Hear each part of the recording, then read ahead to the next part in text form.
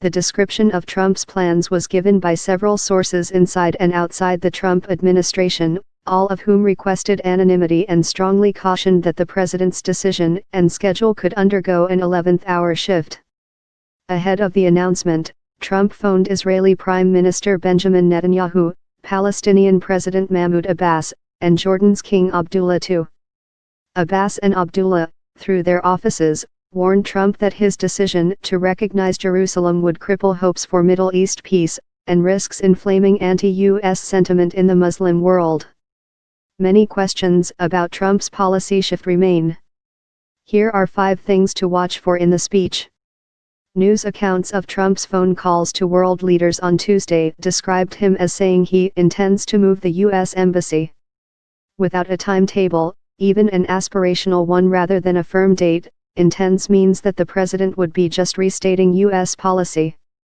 A 1995 U.S. law requires the United States to move its embassy to Jerusalem but gives presidents the power to delay it in 6-month increments. Trump, like his predecessors, promised on the campaign trail to move the embassy but once in office, put off the decision. U.S. policy has been to regard the dispute as one of the final status issues to be determined in Middle East peace negotiations, not unilaterally. 2 congressional sources told Newspulse News that they expect Trump to take a hard line on the Palestinians, insisting that they end a policy that pays the surviving family members of suicide bombers, a practice denounced in the U.S. Congress as pay to slay. Privately, U.S. officials have been playing down the potential backlash. One central feature of their argument is that Iran's resurgence in the aftermath of the death of arch-enemy Saddam Hussein and the signing of the nuclear deal with major world powers including the United States now dwarfs the Israel-Palestinian question in the minds of major Middle East leaders. They note that the region is defined now by the rivalry between Saudi Arabia and Iran, and while public Saudi criticism is certain, they suggest that the private message from Riyadh is more conciliatory. But Turkey's robust denunciation of the plan, and the volatile situation in countries like nuclear-armed Pakistan, raise questions about whether that perspective will hold.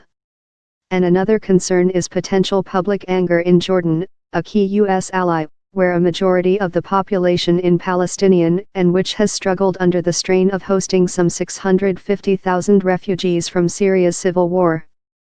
Recent news reports have said the Trump administration is poised to unveil its plan for Middle East peace sometime in the next few months, an elusive timetable for one of the heaviest lifts in global affairs. One recurring warning from Muslim countries ahead of the Jerusalem speech has been that recognizing Israel's claim to Jerusalem means that Washington can no longer be a broker for peace. It's not clear how Trump will connect the two matters, though 2 U.S. officials suggested that he would respond by saying that not recognizing Jerusalem has not helped to usher in a peace deal. Trump's evangelical base will be thrilled. And the White House is making the most of that. This is good news. This is big news. This is a prophecy coming to pass. I mean, the top 3 reasons why we as Christians and evangelicals voted for Donald Trump was the Supreme Court, abortions, and obviously, pro-Israel beliefs. Pastor Mark Burns, a Trump surrogate in the 2016 campaign, told Newspulse News. Trump sits at historic lows in public opinion polls, though his core supporters seem to be sticking by him.